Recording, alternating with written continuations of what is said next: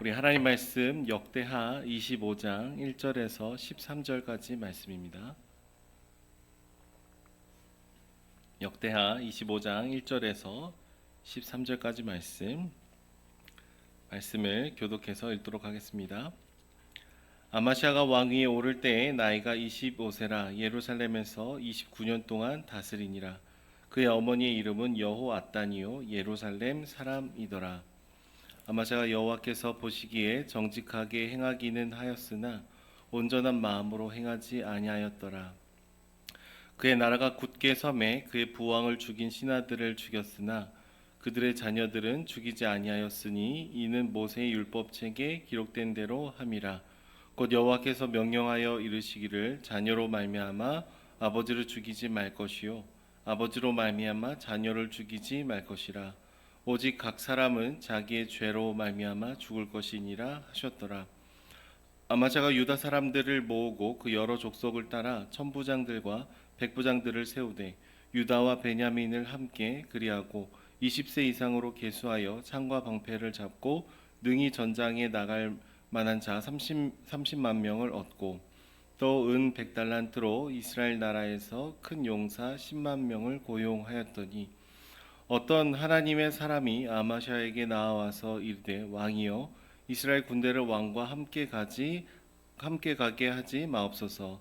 여호와께서는 이스라엘 곧 온 에브라임 자손과 함께 하지 아니하시나니 왕이 만일 가시거든 힘써 싸우소서.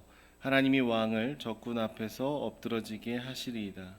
하나님은 능히 돕기도 하시고 능히 패하게도 하시나이다 하니 아마샤가 하나님의 사람에게 이르되 내가 100달란트를 이스라엘 군대에게 주었으니 어찌할까. 하나님의 사람이 말하되 여호와께서 능히 이보다 많은 것을 왕에게 주실 수 있나이다 하니라. 아마샤가 이에 에브라임에서 자기에게 온 군대를 나누어 그들의 고향으로 돌아가게 하였더니 그 무리가 유다 사람에게 심히 노하여 분연히 고향으로 돌아갔더라. 아마샤가 담력을 내어 그의 백성을 거느리고 소금 골짜기에 이르러 세일 자손 10,000명을 죽이고 유다 자손이 또 10,000명을 사로잡아 가지고 바위 꼭대기에 올라가서 거기서 밀쳐 내려뜨려서 그들의 온 몸이 부서지게 하였더라. 아마샤가 자기와 함께 전장에 나가지 못하게 하고 돌려보낸 군사들이 사마리아에서부터 베토론까지 유다 성읍들을 약탈하고 사람 3,000명을 죽이고 물건을 많이 노략하였더라. 아멘. 여러분, 우리는 종종 우리의 마음을 어느 정도 잘 숨길 수 있다라고 생각을 하지만 우리가 하는 말, 생각, 우리가 결정적인 순간에 선택하는 모습들을 통해서 평소에 우리 마음에 어떤 것을 품고 사랑하고 있었는지가 이게 드러나곤 합니다. 그래서 겉으로 볼 때는 어느 정도 괜찮게 이렇게 살아가는 것처럼 보일 수 있지만 아주 결정적인 순간에 내가 무엇을 더 신뢰하고 사랑하고 있는지 이것이 겉으로 드러나게 되죠. 여러분, 오늘 우리가 읽은 말씀 본문에 아마샤 왕은요, 겉으로는 하나님이 보시기에 정직한 일들을 어느 정도 했던 왕입니다. 그런데 사실 마음으로는 하나님을 온전히 따르지 못했다라는 평가를 받고 있어요. 그러니까 아예 하나님을 떠나거나 아예 하나님께서 기뻐하시는 일을 안 한 사람은 아닙니다. 그런데 정말로 주님의 존재를 신뢰하고 있는가? 주님을 정말 사랑하고 있는가? 그것에 있어서 여러 가지 의문점들을 갖게 만드는 모습들을 보입니다. 그는 아버지 요아스를 뒤이어서 25살의 왕이 되었습니다. 먼저 나라를 재정비한 후에 아버지를 죽였던 사람들을 나중에 심판을 하게 됩니다. 어느 정도 힘과 권력을 이렇게 다진 다음에 다시 심판을 했던 것이죠. 근데 여러분, 보통 복수는 더 큰 복수를 가져오기 마련입니다. 당했던 사람이 억한 심정을 다시 돌려주려고 할 때 1만큼 아픔을 받았다면 적어도 1.5, 이 정도의 크기로 돌려주고 싶은 것이 사람의 본성이기 때문입니다. 그런데 아마샤는 자신의 아버지를 죽인 자들을 심판하면서도 왠지 자기의 마음을 굉장히 절제하는 모습을 보입니다. 보통은 반역을 저지르고 왕을 죽였던 사람들은 이렇게 조선시대만 보더라도 3대를 멸하는 그런 모습들을 보이지만 오늘 본문을 보시면은 그들의 자녀는 죽이지 않았다. 죄를 지었던 사람들은 심판하지만 그들의 자녀는 죽이지 않았다. 그런데 그 이유를 신명기 24장 16절의 말씀을 인용합니다. 하나님께서 모세의 율법책을 주셨는데 아버지로 말미암아서 자녀를 죽이지 말라고 하셨고 오직 각 사람은 자기 죄를 자기 스스로 책임져야 된다는 이 말씀을 인용하고 기억하면서 자신의 그 감정을 어느 정도 절제한 것처럼 그러니까 복수라는 감정 앞에서 하나님의 말씀에 다시 조율된 것 같은 그런 모습을 보여주고 있습니다. 그런데 이미 자신의 왕권을 어느 정도 확립하고 어느 정도 힘과 지위를 행사할 수 있을 때 이렇게 힘을 절제하는 것과 자신의 영역, 자신의 능력을 벗어나는 한계를 벗어나는 순간이 왔을 때는 또 전혀 다른 모습을 보여줍니다. 이렇게 절제된 모습을 보여주고 있던 왕은 에돔과의 전쟁을 치를 때는 정반대의 모습을 보이고 있어요. 내 힘, 내 권력, 내가 어느 정도 할 수 있는 범위 안에서는 하나님께 순종하고 있습니다. 그런데 통제의 범위를 벗어나게 되니까 자신만의 계산법과 이 현실적인 방안들을 더 의지하기 시작을 했던 것이죠.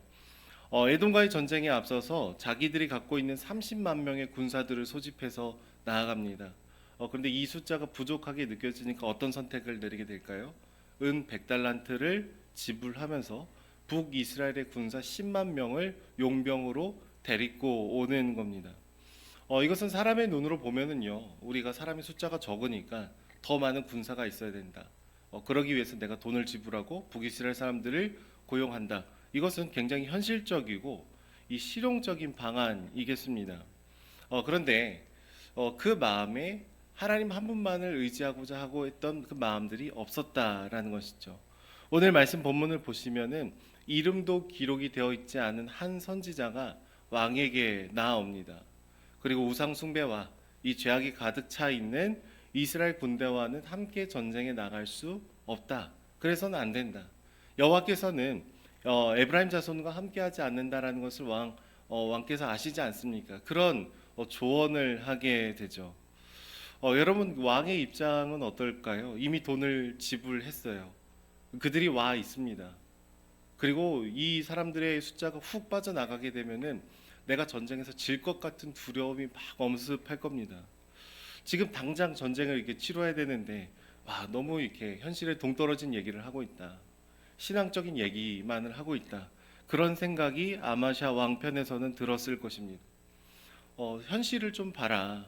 우리의 힘으로는 싸울 수 없다.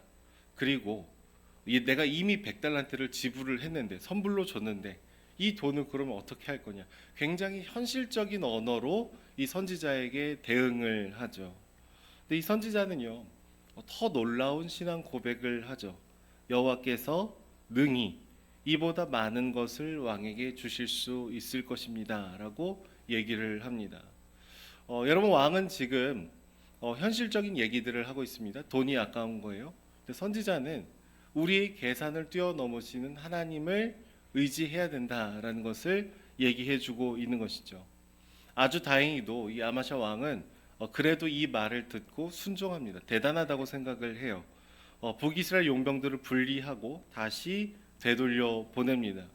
여러분 우리 입장에서는 돈을 받고 전쟁에 참여한 용병이요, 전쟁에 참여하지 않았는데도 그 돈을 그냥 받고 돌아가면은 어느 정도 괜찮다라고 생각을 할 것 같습니다. 죽음의 위협은 받지 않고 어찌됐든 자신들의 이 수고에 대해서 금전적으로 이제 피드백을 받았기 때문이죠. 그런데 생명의 위험 없이 보수는 받았다라고 생각이 드는데 북이스라엘 군인들은 되돌아가면서 보이는 반응이 좀 이상합니다. 보였던 반응이 분노예요. 물론 이렇게 먼 길을 왔는데 그냥 이제 다시 돌아가면은 분노할 수도 있겠죠. 근데 그들은 이미 은 100달란트를 받았다고요. 그들의 마음에는요, 정말로 이 하나님의 나라를 지키고 싶어하는 그 마음보다 에돔과의 전쟁을 통해서 전리품을 취하고 싶었던 마음이 훨씬 더 컸던 겁니다. 그러니까 그들은 이렇게 돌아가는 길에 나의 목표는 어차피 나의 유익이었던 거죠. 그래서 유다의 성읍들을 약탈하고 3천 명이라는 사람을 죽이게 됩니다. 그리고 그 물건을 노략해 가게 되죠. 여러분 상상을 해보십시오. 이런 사람들과 한편이 돼서 전쟁을 치렀다면 손해와 이익이 첨예하게 나눠지는 시점에서 금방 배신할 수도 있는 겁니다. 그러니까 애초에 목숨을 걸고 함께 달려나가기에 부적합한 마음의 상태였던 것이죠. 아마샤는 어찌하여 그래도 최악의 위기는 모면했습니다. 선지자의 말을 듣고 순종했더니 최악은 면했습니다. 그리고 에돔과의 전쟁에서도 승리했다라고 얘기를 하죠. 담대하게 하나님을 의지하는 그 마음을 다시 최선을 다해서 내게 되면서 전쟁에서 승리를 하게 되죠. 근데 여러분, 우리의 말씀을 이렇게 쭉 보면 아마샤를 통해서 계속해서 그 마음의 본질이 이렇게 흔들리고 있다라는 것을 보게 됩니다. 그는 어떻게 하나님께 순종을 해 나가고는 있습니다. 잘못된 길도 이렇게 돌아가고는 있습니다.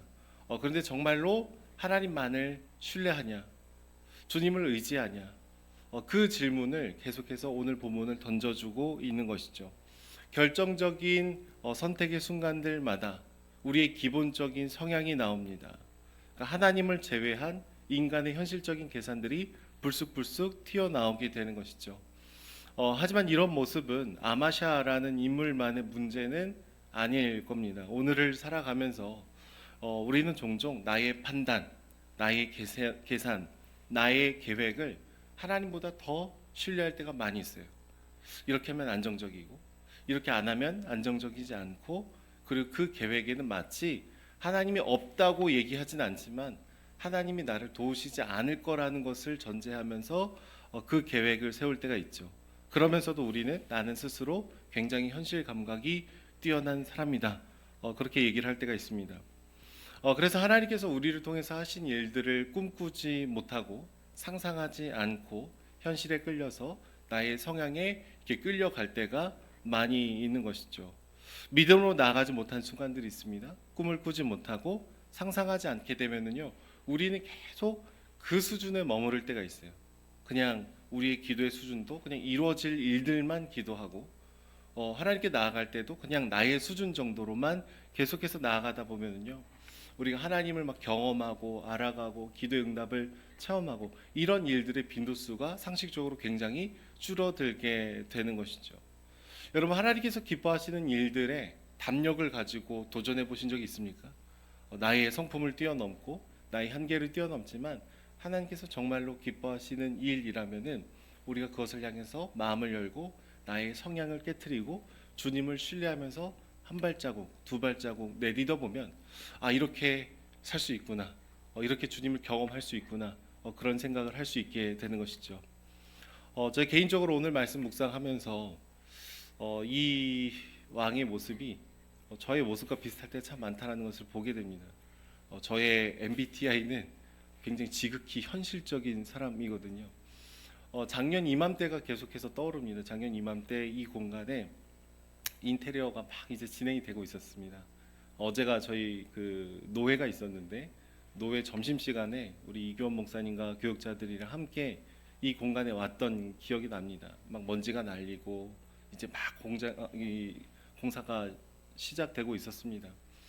여러분들은 잘 모르겠지만 원래 저희가 가게하기를 했던 장소는 이곳이 아닙니다. 저기 산 쪽으로 좀 더 들어가면 카페 hen이라는 이 카페가 있어요. 그래서 거기에 사실은 가계약금을 걸어놓고 계속 기도하는데 뭔가 이쪽으로 와야 된다는 마음들이 계속 드는 거예요. 근데 그때 제가 하나님께 했던 기도 제목이 오늘 아마샤가 선지자한테 했던 내용이랑 너무 비슷합니다. 100달란트 이미 지불했는데 어떡합니까? 그때 저희가 가계약금 500만 원을 냈었거든요. 제가 담임 목사로서 첫 번째 선택이 교회 마이너스 500이었어요. 그래서 기도하면서 하나님, 계약금 냈는데 어떡합니까? 그래서 아무한테도 얘기하지 않고 저희 퇴직금 받은 게 있으니까 요걸로 그냥 제가 감당하겠습니다. 근데 그때 그냥 제가 책임져야겠다라는 마음들이 훨씬 더 많았거든요. 근데 몇 개월 있다가 어떤 한 분이 은혜동산교회 분도 아니었고 어떤 한 분이 본인이 코로나 때 교회를 떠나서 11조를 못 내고 계속해서 모아놨던 게 있는데 기도하면서 목사님 가정을 위해서 왠지 이 정도 돈이 필요할 것 같다고, 개척을 위해서 쓰지 마시고 목사님 가정을 위해서 쓰십시오. 그래서 제가 수요기도회 설교를 하고 이제 집에 돌아가는 길이었는데 이제 제 계좌로 거의 500만 원에 해당하는 금액을 딱 보내주셨던 기억이 납니다. 근데 그 몇 개월 사이 동안에는 이제 계속해서 제가 감당했던 이 재정에 대한 압박들이 훨씬 더 많이 있었던 것이죠. 현실적이라고 생각할 수 있습니다. 하나님을 빼면 하나님 내가 이만큼 지불했는데 어떻게 합니까? 이 한계가 있는데 어떡합니까? 우리는 그 현실에 계속해서 한몰이 될 때 있지만 우리 마음을 다시 돌아보고 하나님을 신뢰하고 그 길을 걸어갈 때 하나님 우리를 아시고 우리와 동행하시고 더 크게 역사하시는 줄로 믿습니다. 작지만 그러나 주님께 헌신하고 나아갈 때 더 놀랍게 채우시는 주님을 경험하는 저와 여러분들이 되기를 소망합니다. 기도하겠습니다. 사랑의 주님, 감사합니다. 우리는 참 작고 연약해서 우리의 성향으로, 우리의 계산으로 당신을 제한하고 우리 마음이 흔들릴 때가 너무나 많은 존재임을 주께 고백합니다. 그러나 주님, 우리가 다시 믿음의 눈을 들어서 하나님만을 신뢰하고 담력을 얻어 주님만을 의지하는 선택을 따라 걸어가기를 원합니다. 눈에 보이지 않지만 실제하시고 내가 만질 수 없지만 실존하시는 당신을 의지하며 당신께 기도하며 주님과 동행하기를 원하오니 날마다 우리의 삶을 보호하여 주시고 한 걸음 한 걸음 주님과 동행하는 그 기쁨이 우리 안에 흘러 넘칠 수 있도록 주님 붙들어 주시옵소서. 우리 각자의 기도의 제목이 있습니다. 간절한 기도의 제목마다 주님 하나님의 때에 하나님의 방법으로 더 놀랍게 역사하여 주시고 그렇게 주님을 더 사랑하고 알아가는 저희들이 될 수 있도록 축복하여 주시옵소서. 감사드리며 예수님의 이름으로 기도드립니다. 아멘.